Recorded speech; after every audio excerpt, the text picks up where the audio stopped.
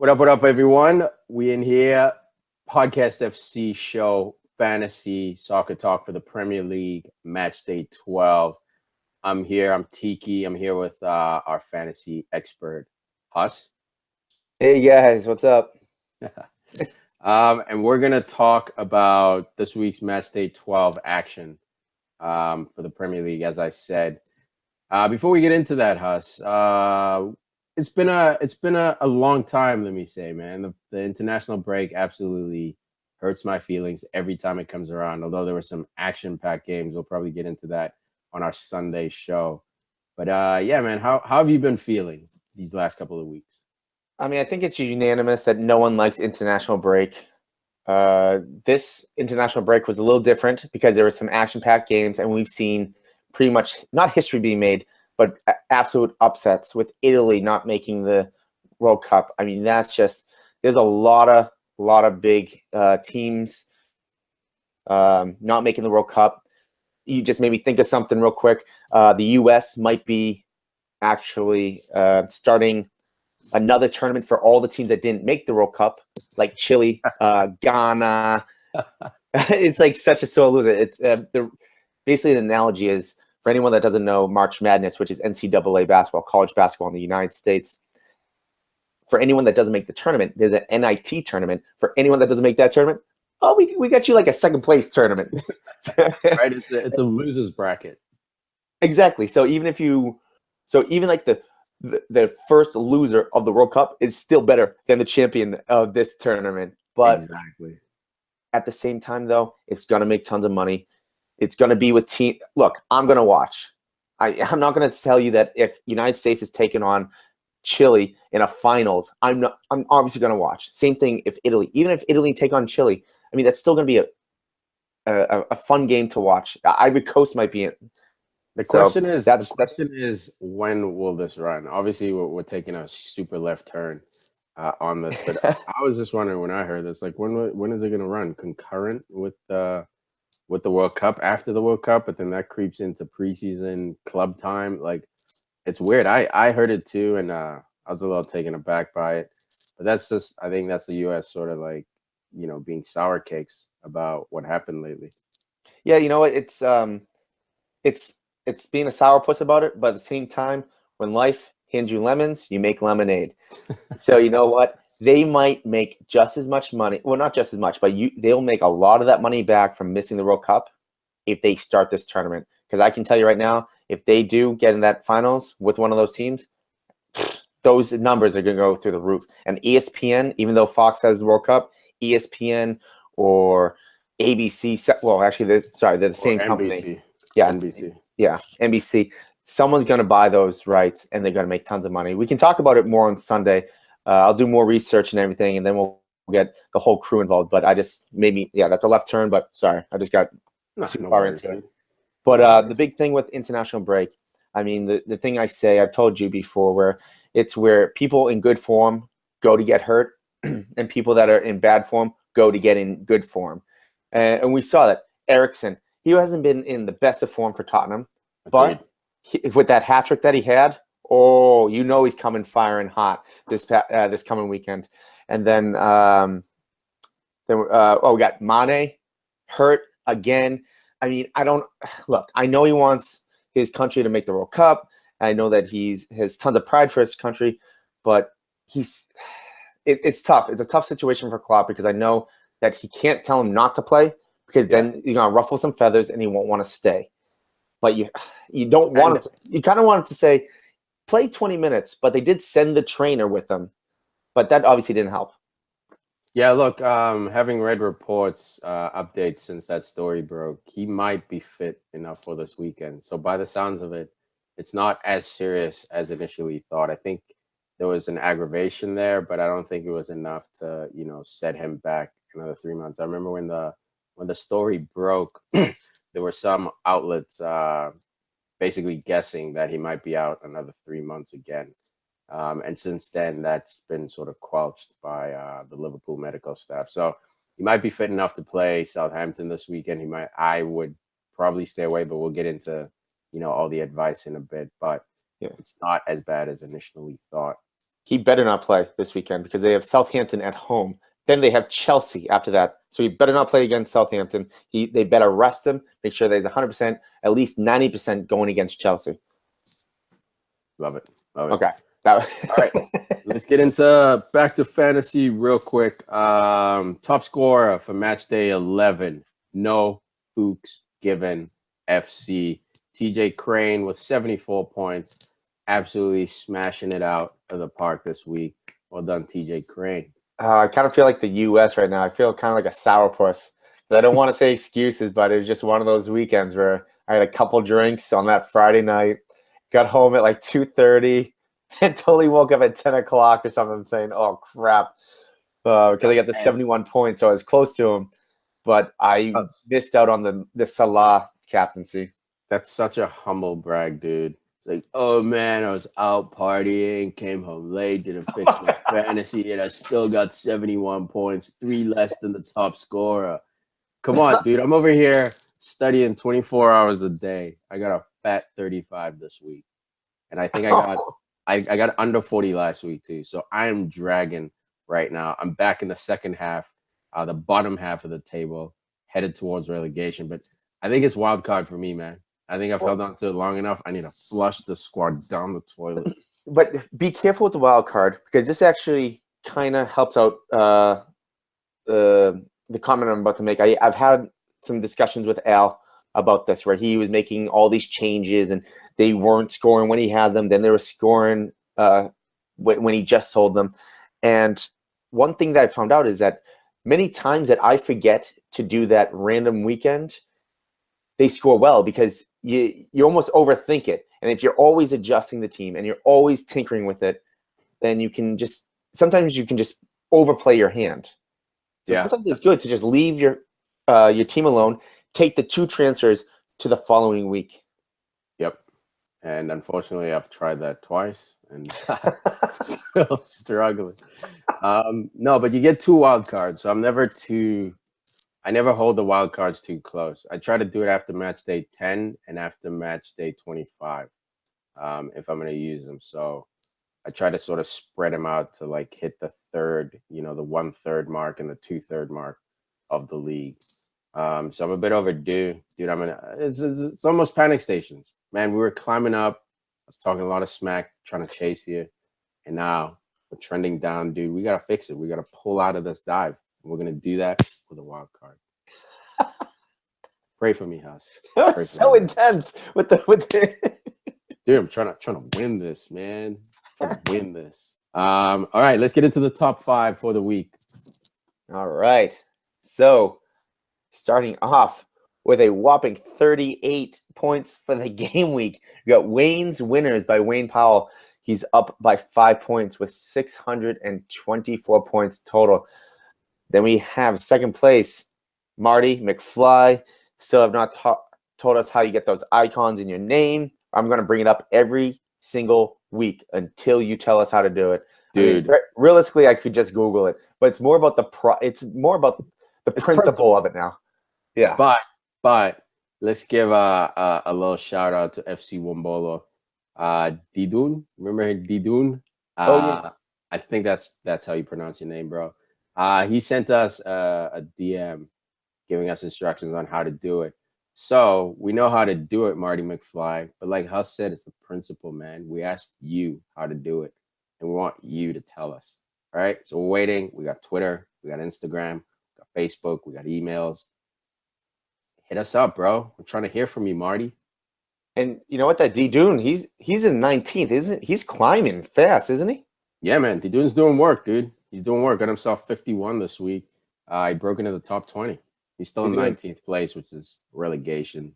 So don't get too happy, D-Dune, bro. You still got work to do.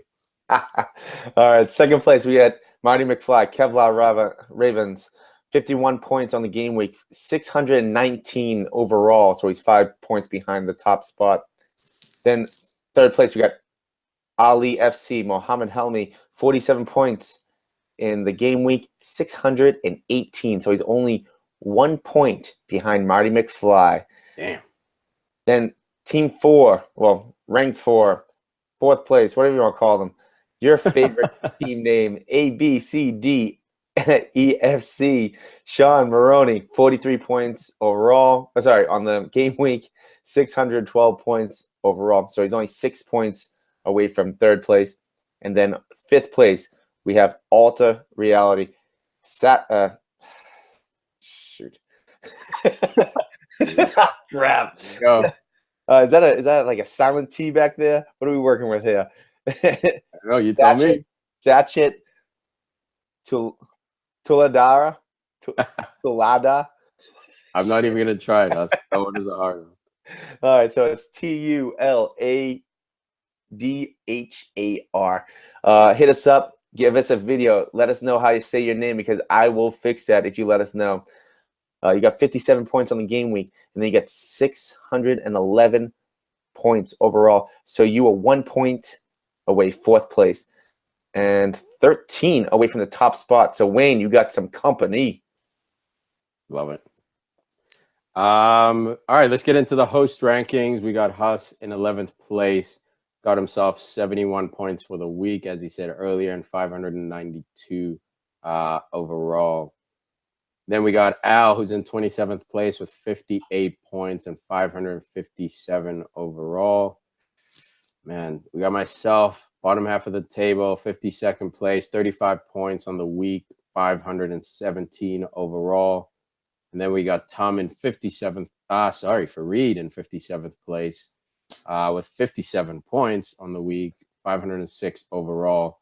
And rounding up the bottom of the group, the PFC group, we got Tom in 66th place, 44 points on the week, and 493 overall. All right, let's get into the last week's buy, keep, sell, and risk. What were the results, Bus? We did pretty well this week. I think I made a comment that that Sunday I was like, "Ooh, I'm liking it. I'm liking it." Last week we got for the buyers, we got 34 points. Keeps, we got 18 points. The sells got 10 points, so that's still a little bit more than I want because I want 8 points or less. And then for the risk players, we got 8 points. So, I mean, not only that, but if we go back in time a little bit, for the keeps for midfielders, I said Richarlison, and he gets 7 points. But not only did I say Richarlison, I said Shaqiri, 13 points. Not only did we say Shaqiri, Moting, 5 points. So we hit all three on the keeps for midfielders. Just spitballing with you guys. So we had a pretty good week. Love it.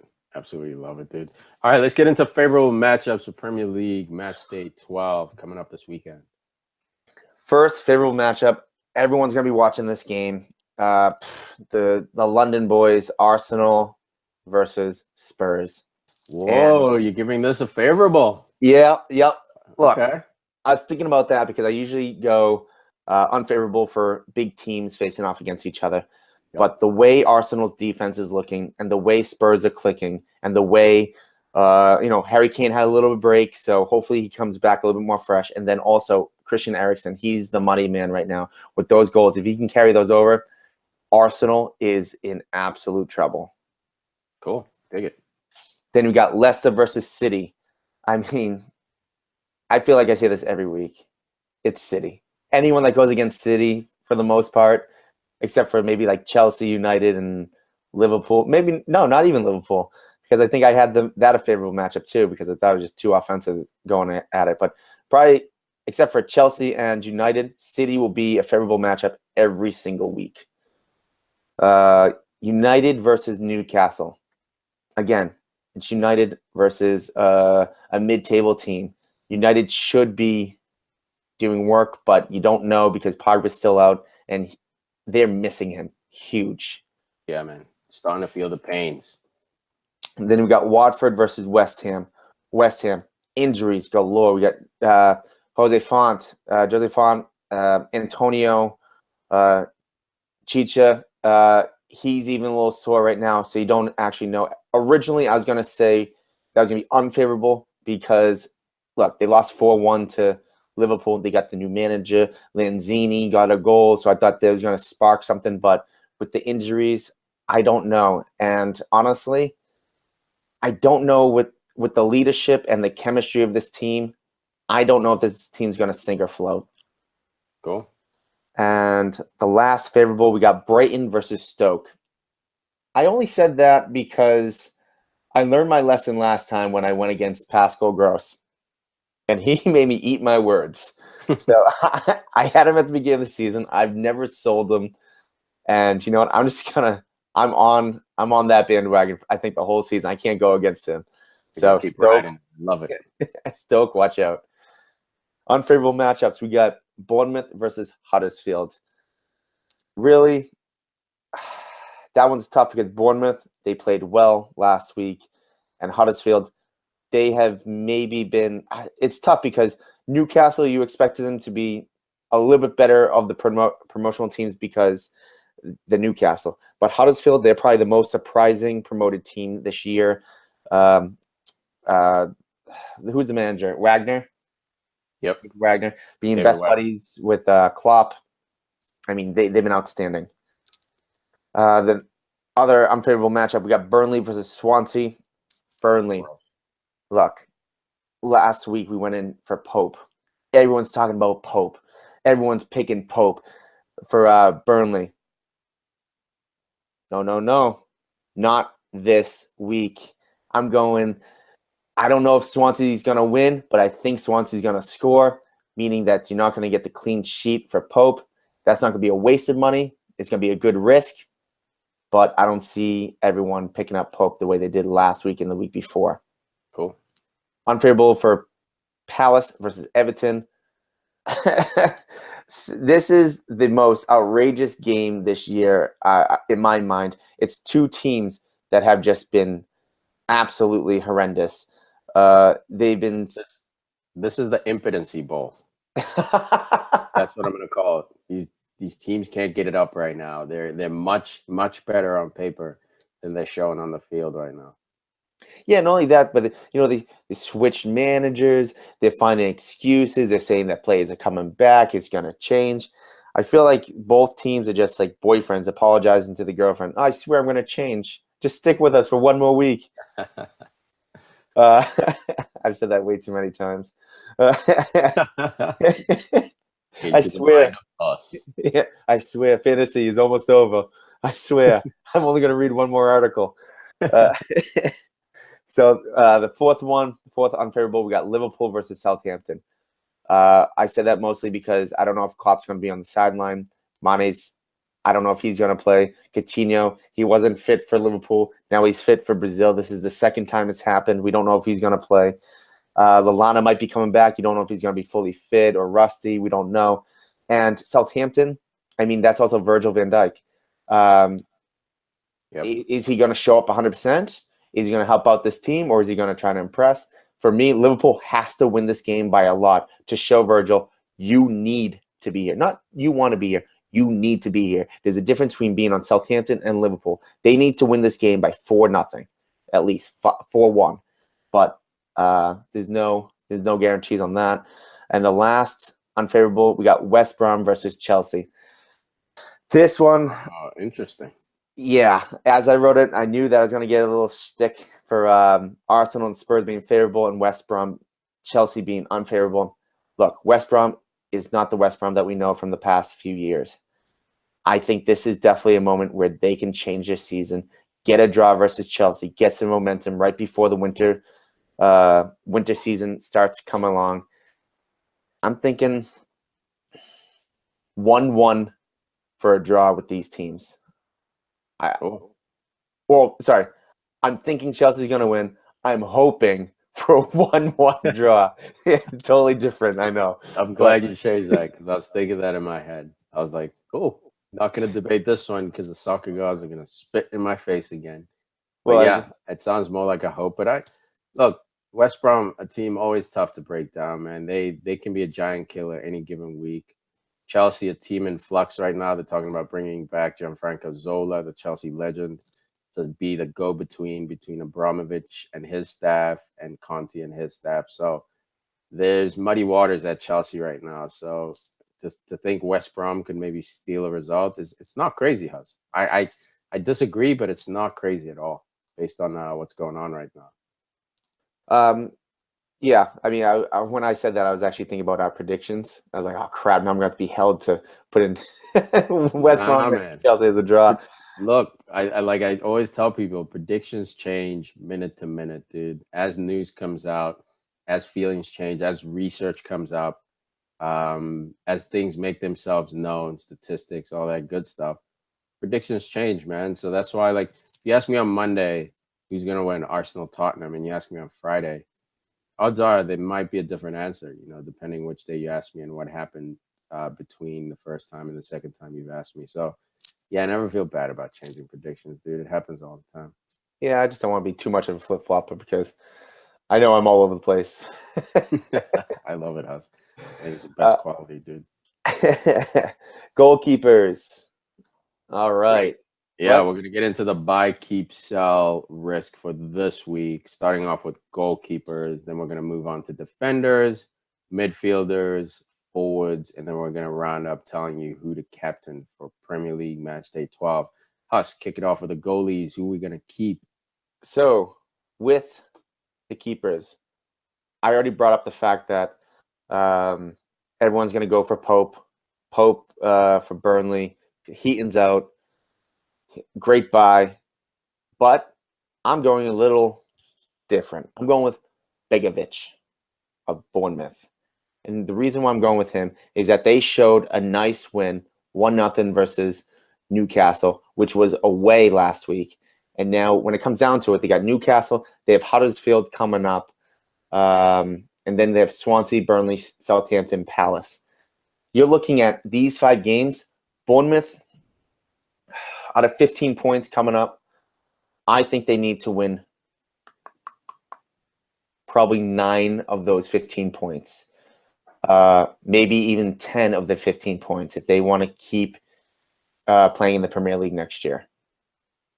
Because if they lose to like a Palace and a Swansea, or maybe even just a Burnley or something, they need to get these points. For Huddersfield and Newcastle, I find the situation to be similar. 2 promoted teams.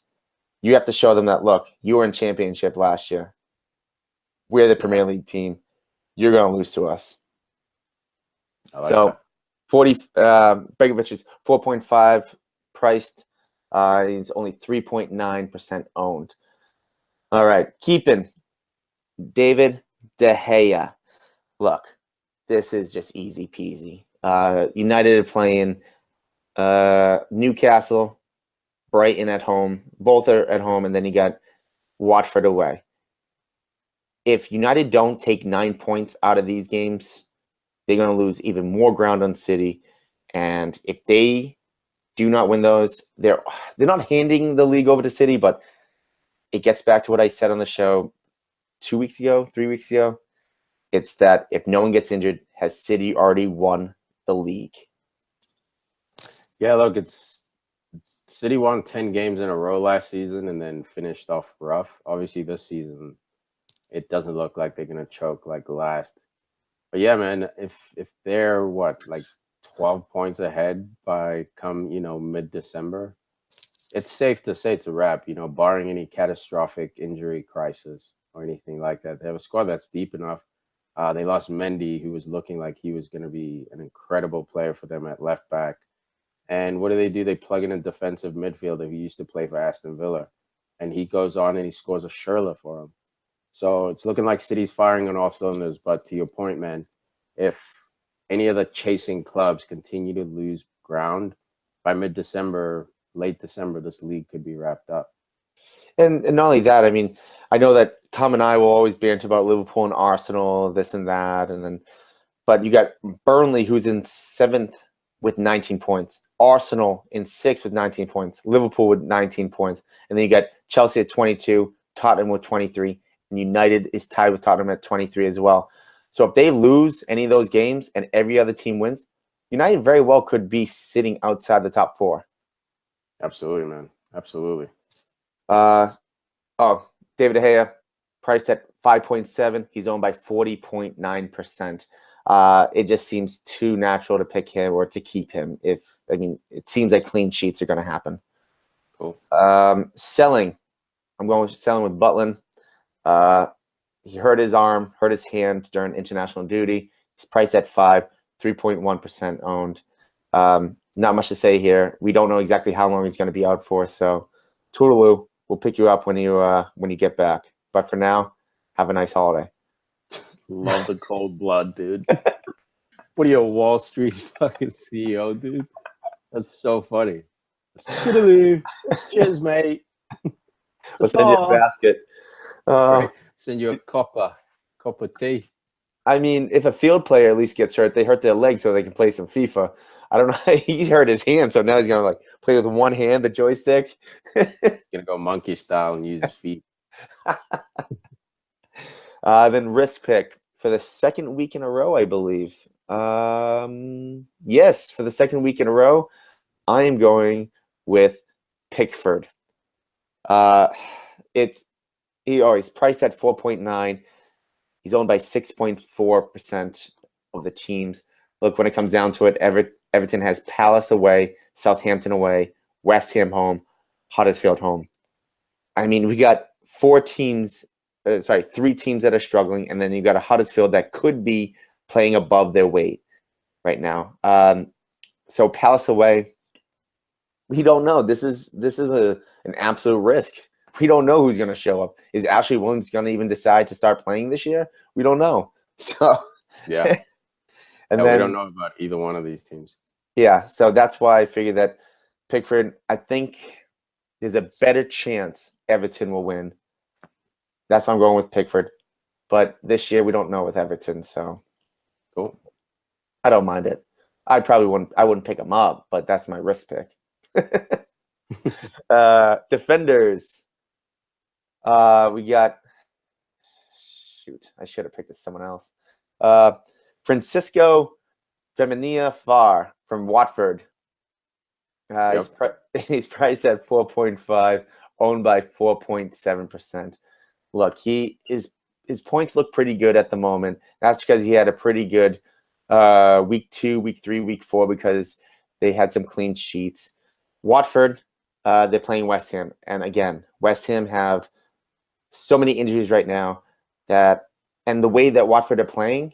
Look, the last couple weeks, but at the same time, the Watford of the overall year, they've been looking really good. As Fareed would tell you, it's the team to watch.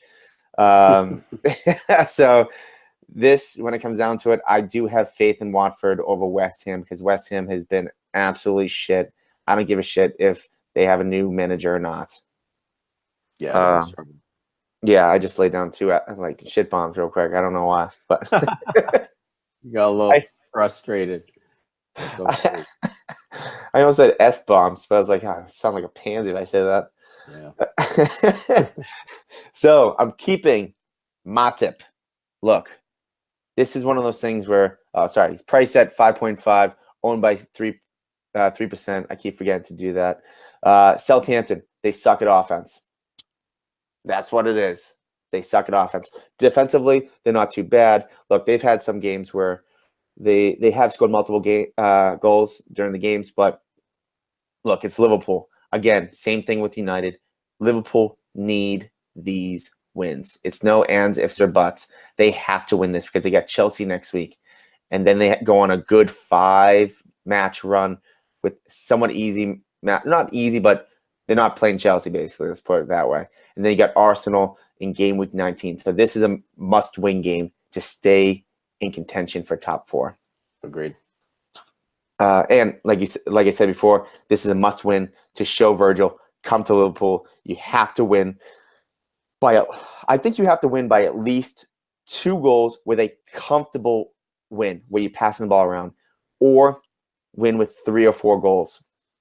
Now, if you beat Southampton like 4-5-0, what does that say about Virgil's abilities?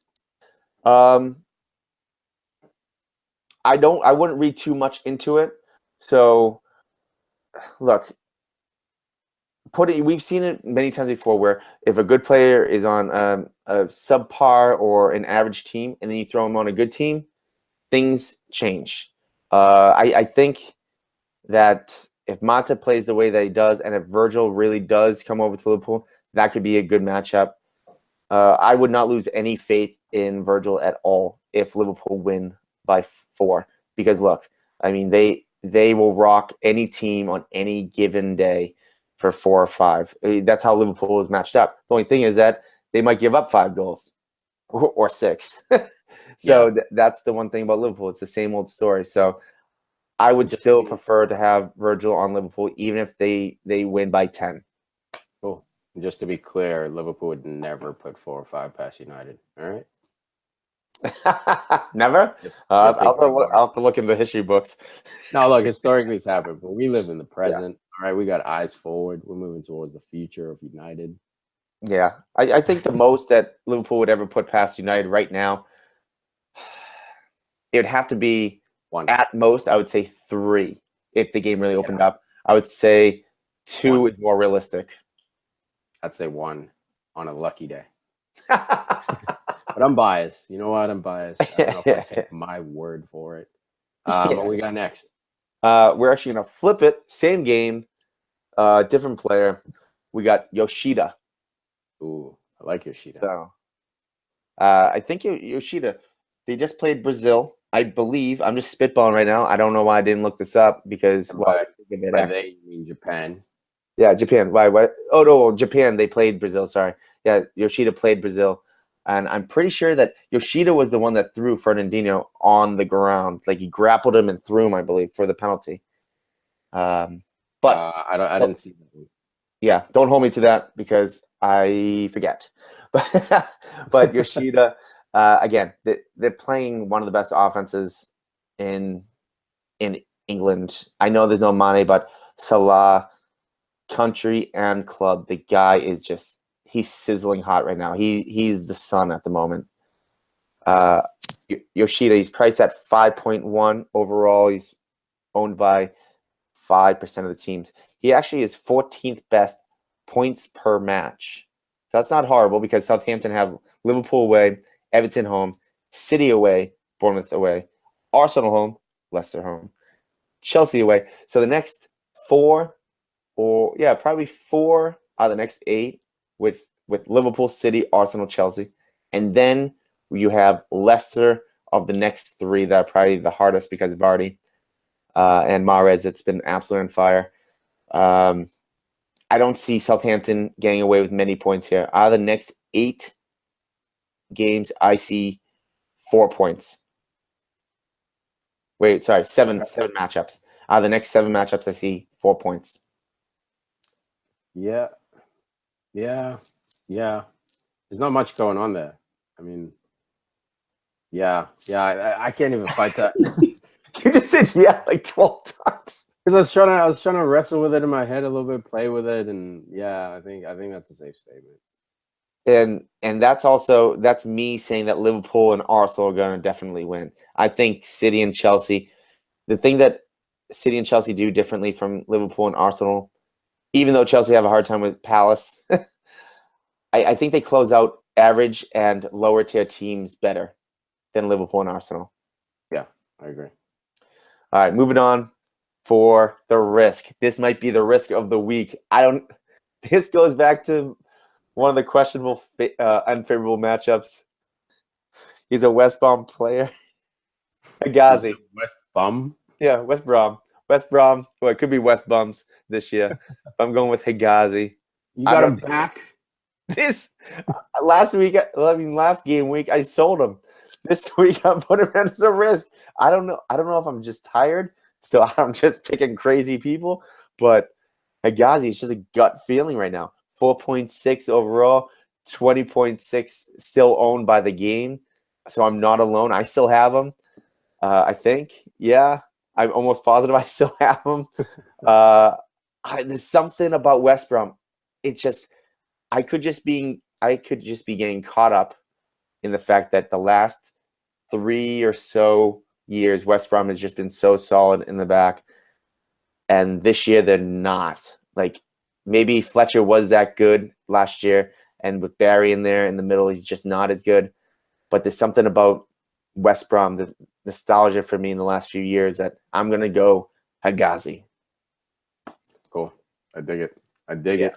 Dipping back into the Hegazi bucket. Yeah, I could be totally wrong about that one. I'm still questioning as we talk right now. That's how much of a risk it is. All right. All right, Forget about the defenders. midfielders. Going to midfielders. Who are we buying? I think everyone who's listened to the whole episode so far should know who I'm talking about.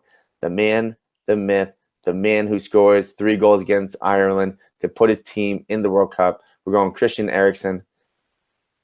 I mean, 9.7 priced. He's owned by 24.3%. I expect that to be past 26% by Friday. I mean, this guy is he's magic, dude.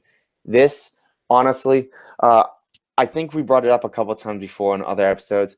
I truly believe, I'm not being biased right now. I don't even, I'm not trying to say that I want Coutinho to stay at Liverpool. I'm not saying that he has to stay or anything like that. I'm not saying anything like that.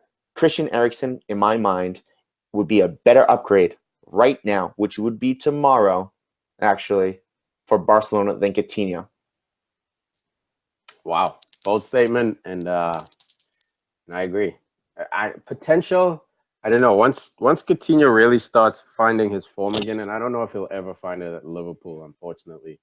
But man, when he was climbing, dude, I think that would have been a good debate at the end of last season.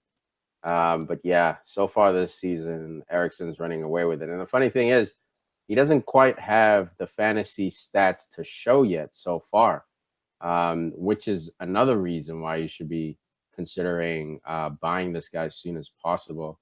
His value's already gone up. I think he started at 9.5. He's at 9.7. I don't see it coming down, man. Tottenham's firing on all cylinders, basically. Harry Kane just had, 2 weeks to rest his body. So it's gonna be a Tottenham that hits the ground firing. Now, obviously, they're playing Arsenal, so they might lose this weekend, and maybe Eriksen won't do well, yada yada. But over the next couple of weeks, I think we're gonna see Eriksen flourish and start to help Harry Kane and sort of holding up Tottenham's bid for the Premier League.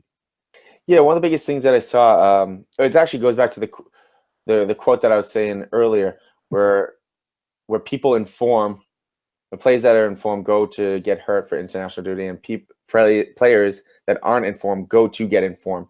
Eriksen has not had a goal or assist in the last 3 matchups going against Liverpool, Manchester United, and Crystal Palace. So when it comes down to it, from his past form, it's almost 100% saying that he is completely due for a goal and an assist. Cool. Who are we keeping? Keeping Sané from Man City. He's priced at 8.9. He's owned by 25.7% of the game. The reason why I say keep him is the fact of the Guerrero situation. I'll get more into it when we get into strikers, but with him probably out this weekend, I'm thinking Sané. It could be Sterling. It very well could be.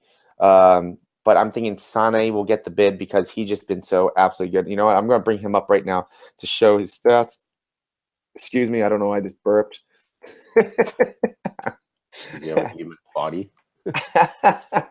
But look, I mean, since week 4, he went for 13 points, then 1, 16, then 3, then 10, 12, 12, then 2. Wow. I mean, it just seems as if, and every one of those matchups from week 6 on, he has played at least 83 minutes. So he's almost he's pretty much a regular starter from now on, as it looks. And he seems due to get at least an assist.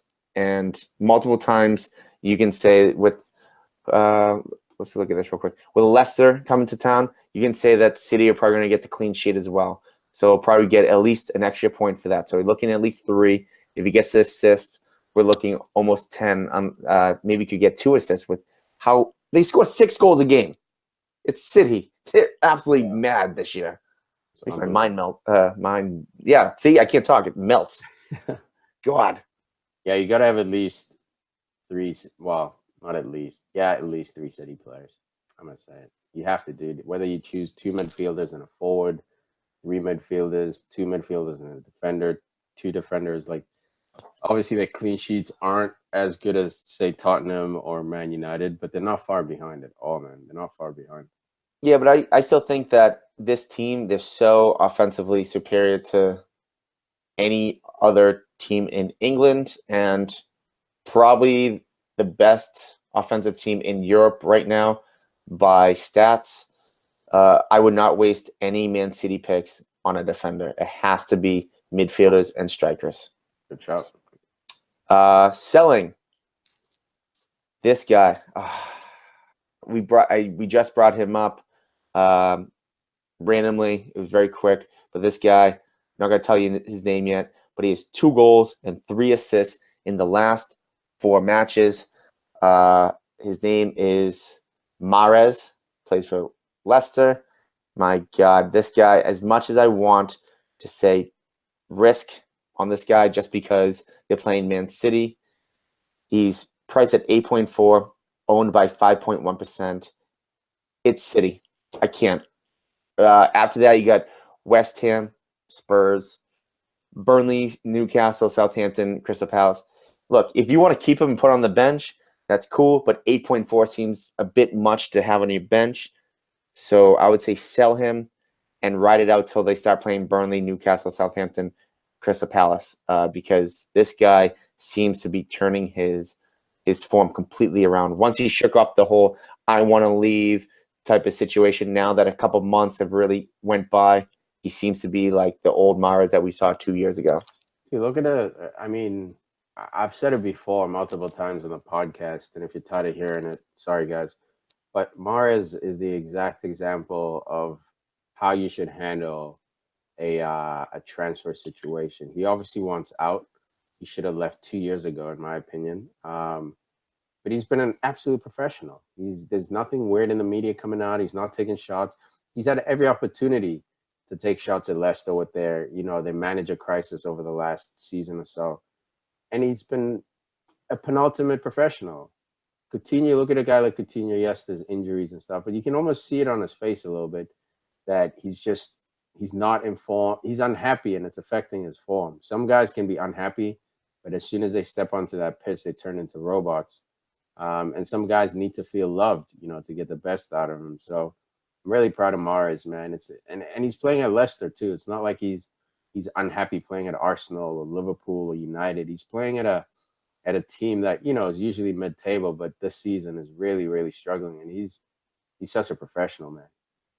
Yeah, you know what? The situation might be helping his situation. If it's weird to say it that way, but when you said Coutinho is a bit of a sourpuss, I think it might be for the fact that he knows that Barcelona want him, and no matter what he does, he can go to Barcelona, PSG, wherever he wants. Where Mahrez, because of last year and because of the struggles a little bit, he's like, I need to play well to stay with a top 5 team. So it could be for that fact. That's very well said, Huss. Very well said. That definitely could be it too. Absolutely. He's playing for a contract. Exactly. And you know what? He's playing at the moment like Arsenal should take a look. Maybe Liverpool take a look. I mean, even United, United should take a look. Even I'm taking a look. I got him on my fantasy watch list. I'm waiting for that Tottenham game, and then I'm jumping on Mahrez. Oh, I have him in the draft, though. He was like one of my last picks. Damn it. I thought he was going to be sold, so I didn't touch him. Yeah. Well, that's why you have Coutinho and I don't. Right? All right. Next position. No, we're going with risk for midfielders right now. So this risk player, look, when we talk about this player all the time about having so much potential. We talked about him last year because he really just he really came out of his cocoon. He really became like this crap. That's a bad analogy. Now I'm going to have to call him a butterfly. This guy's so tough. He's so good. Take a big risk. Get him on your fantasy team. Get him on your fantasy team. What's his name? The butterfly. We're talking about Zaha, Wilfred Zaha. man, we talked about this guy coming back. And look, he hasn't done horrible. He has 2 goals in 4 games. Look, he should have 1 goal in 4 games because Antonio from West Ham did crap with that ball at the very end. But you can't take that away from Zaha because, players like that, things just click at the end of the match and things just come together, and it does for him. So I'm not saying that he's going to be a crap player, but at the moment, I don't see him really erupting for too many points in the. Well, I don't know. See, this is why it's a risk because I want to say that he's not going to do anything because I see a Stoke and an Everton and West Brom, but this year we don't know because you got Everton at home, Stoke at home, Brighton away, West Brom away, Bournemouth home, Watford home, Leicester away, Swansea away. So that's 1, 2, 3, 4, 5, 6, 7, 8 good matchups. So I keep him as a risk because I don't know if he's going to score against Everton, but between in these 8 games, he is now playing for a contract next year. Not with Palace, but he's in the same situation as Mahrez on are you going to be with Palace or are you going to be with a top 6 team? Yeah, I agree, man. And I love Willie Zaha. Tom loves him way more than I do. I think he's gonna. I think if Crystal Palace has a shot, it's gonna be on his shoulders. So it is a risk, but for the price, I think it's a worthy risk. Oh yes, the price 6.8, and then he's owned by 4.5%. But you know what? It's looking like Crystal Palace. If they don't get their crap together, they're gonna be relegated, and it won't matter anyways. And I could see him being bought by maybe a Newcastle if Newcastle finishes in 8th or 7th. Yeah, I mean, I hope not. I wish him, a higher team. But yeah, I mean, if Newcastle finishes top 8, then it's not that bad of a shout. What if we saw Leicester because Mahrez leaves and you bring in Zaha? So it's actually That's a the 2 downgrade players for you talked about. Zaha. It's an upgrade for Leicester. Not even an upgrade, but it might be an upgrade. But it's a good move for Leicester. Terrible move for Zaha, dude. He's got to get out of this basement team level. He's got to go. I think his next move is either Everton, maybe Arsenal, maybe Liverpool. But you have too many wingers. But that level of club, where they're fighting for top 6 or maybe just outside top 6. But you go to Leicester, it's so in flux over there. You go to Newcastle. Who the hell knows where you're going to be in 2 years? I think Yeah. he deserves a little bit more stability than Crystal Palace or some of these clubs are willing to offer him. Yeah, I don't see Zaha going to Liverpool with Mane, Salah. I guess Ox is going to play winger rather than midfielder, and Yeah, then probably also not. Origi coming back from loan from Germany, who's actually doing very well at the moment. Yeah, probably not. Probably not to Liverpool, but we shall see. Yes. So strikers, this guy, I picked him number 1 overall in our draft. I I still have him in fantasy. The guy, I can't find myself selling him. I believe I'm going to check real quick to make sure that I'm not lying to you because that'd be kind of crap if I did. I have no idea what my team. I have not looked at it for a week. Oh no, I still have him. Man, the myth, Lukaku. Um, Look, this guy, he's a beast. He'll probably win the Golden Boot if Harry Kane doesn't. But he's done pretty much nothing since Pogba has been out. I feel like. But again, am I being too harsh? He's got 2 assists in the last 4 games. But if people are going to keep bringing up Firmino and how bad he is, even though I see the whole picture and he's doing really well, if people are going to say how he's doing poor for Liverpool because he's not scoring goals, can we get on Lukaku's back for not scoring goals for the last 4 games when he started out with 1, 2, 3, 4, 5, 6, 7 goals in 7 matches? Look, I'm not going to get on his back about it because he is at the top or at least near the top of goal scorers. All we can ask is for him at the end of the season to be in that running of top goal scorers. Obviously, based on United history, we've become accustomed to asking a lot more from our forwards. But based on recent history, man, I don't know if we're in the position to expect a 23-year-old to fill the boots of guys like Ruud van Nistelrooy, even Wayne Rooney in his prime. So I think it's his first year at United. It's gonna take a bit of time for him to get it together. He's at the top, if not tied at the top. He's got a similar amount of goals to Harry Kane. I mean, yes, he's gone through a drought, but we know forwards go through droughts, and I hate the criticism of he never scores in big games. I need to pull up that stat for you guys. I don't have it right now, but I'll pull it up for the next episode, comparing the top strikers in the Premier League and how much they've scored against top 3 or top 4 opposition historically. It's not that high. You don't buy these guys. Yes, you buy them for that, Champions League game winner or the game winner in the tough games. Of course you do.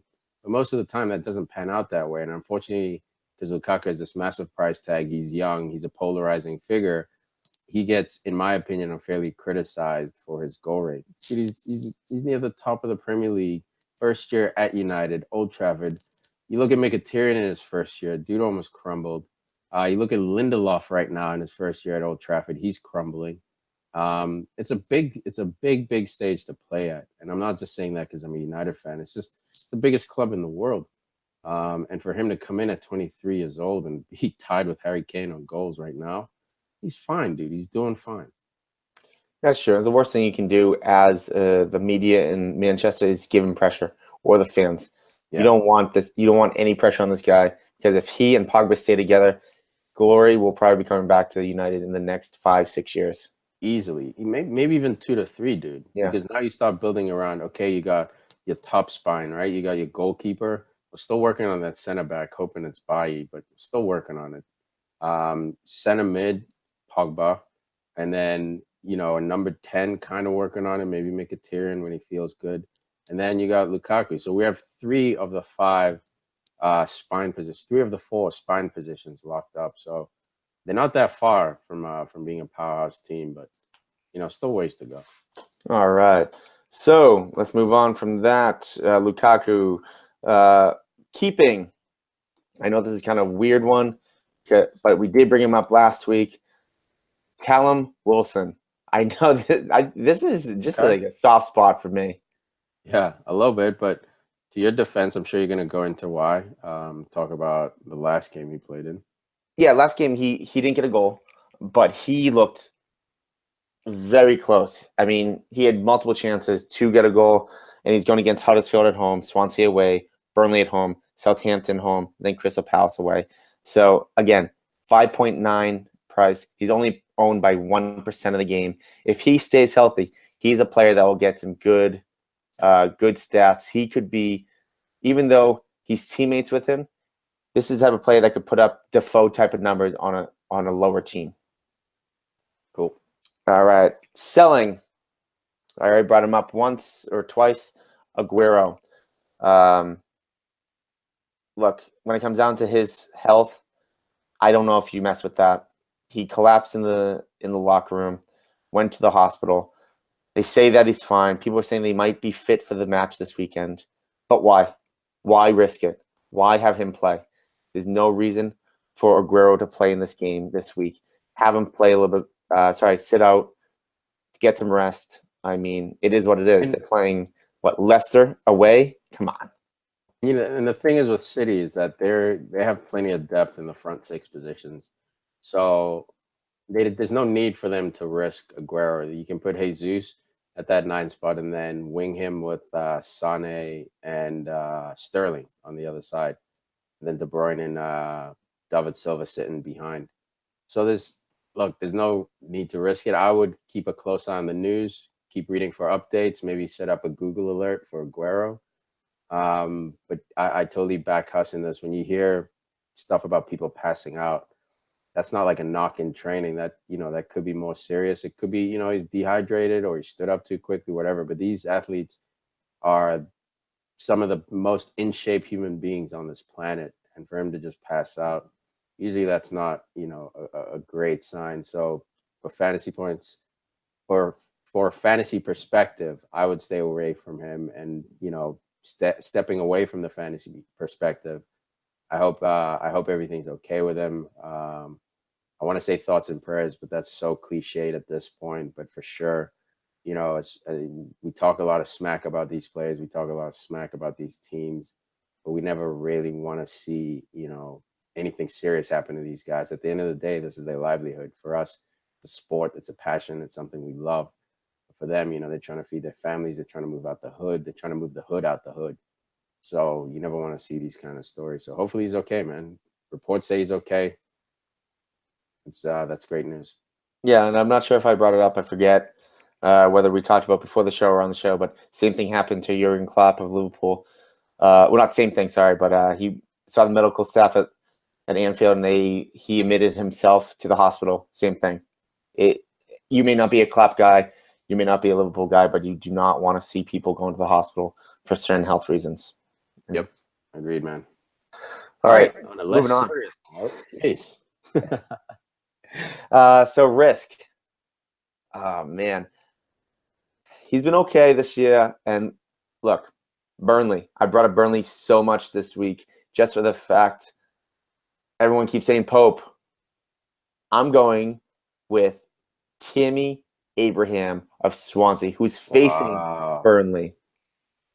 Wow, and Tammy Abraham has hit the Huss radar. I love it. Yeah, I saw him at the beginning of the year, but I was like, I don't know. Yeah, me and Fareed have been sort of quietly giving each other high fives about this guy, man. Fareed's obviously known him for a little bit longer than me, considering he's a Chelsea youth prospect. But yeah, he's looking good, man. He's looking really dangerous, really dynamic guy. He's long, he's powerful. Obviously, still has to get a bit more of muscle on his body, but man, he's looking good, dude. That's a nice shout for a Risk.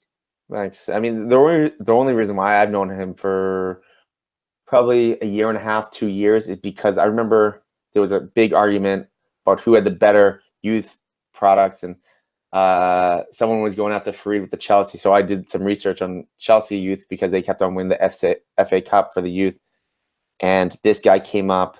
I started reading about this guy, and he just seemed outstanding. And now, he has a well-deserved loan to a team in the EPL, which is nice because he's going to get some physical play as well. Absolutely. He's priced at 5.9, 17.7% own him, and since week 6, so last 6 weeks, he's gone every other week to have an assist or a goal. So when that comes down to it, he didn't have a goal or assist against Brighton. So if the trend continues every other week, he's due for assist or a goal against Burnley. And then everyone that picks up Pope, blah. Sucks for you. Sucks for you. This sucks for you. You're 1 week too late. You sounded like, what's his name? The guy the commentator you boys love. Was it Ray Hudson? You sound like, wow. Oh, he was screaming. Oh, I can't do his voice. I absolutely love it though. All right, we'll save it for Sunday. All right, let's wrap it up. That gives you guys some advice on who's hot right now, who's not hot right now for each position. We're gonna wrap it up with captains. Huss, who's your captain pick this week? I think I brought this guy up probably 15 times tonight. Have to go with Christian Eriksen. I love it. I love the Christian Eriksen pick. I'm gonna go. Dude, I'm torn. I'm torn between either Lukaku or Sane. But I think I'm going to go Lukaku, who's well overdue. Some desperate goals. Like you said, he's in a bit of a drought. I'm not panicking. He's not panicking. United fans, some of them are panicking, but it's going to be okay. Going against Newcastle, a shady defense, I think we'll be okay to take Lukaku. And Lukaku's an automatic starter, too. As much as Sane has played the last 6 matches, or 7, I forget what it was, there's always that chance that he won't play. I agree. Cool, man. All right, so that wraps it up, guys, for fantasy soccer talk for Matchday 11. Thank you for joining us. Matchday 12. I'm sorry, guys. I'm losing my weeks here. We appreciate you guys supporting, downloading the show. Received a couple of questions over the last couple of weeks, so we hope we've been giving you guys good advice on that. Keep them coming if you have questions. Huss, anything else before we check out? Yeah, bring questions, like you say. And if you have any feedback, good or bad, if you want to come at us, come at us. I mean, when it comes down to it, we don't want to leave anything on the table. If you have a dispute with one of our picks, let us know. We'll work through it. We'll hear. We obviously, it's not like one of those things we're going to shut you out. We want to hear what you say. If you see another fact or another stat that you think is that would correct a pick that we've made, cool, bring it at us. Yeah, absolutely, man. This is we banter, basically. You know, the whole spirit of the show is just talking with your buddies, debating football/soccer. So feel free, man. We don't bite. We ain't scared. Thanks for the support, guys. And when it comes down to it, guys, seriously, like Tiki said, thank you for the likes. Thanks you for the shares on Facebook. Thanks for the downloads. We're hitting record numbers for us. Keep it going. We have some really good momentum. And when it comes down to it, we love doing this. So thank you so much. Thanks, guys. Have a good night. Peace. Later.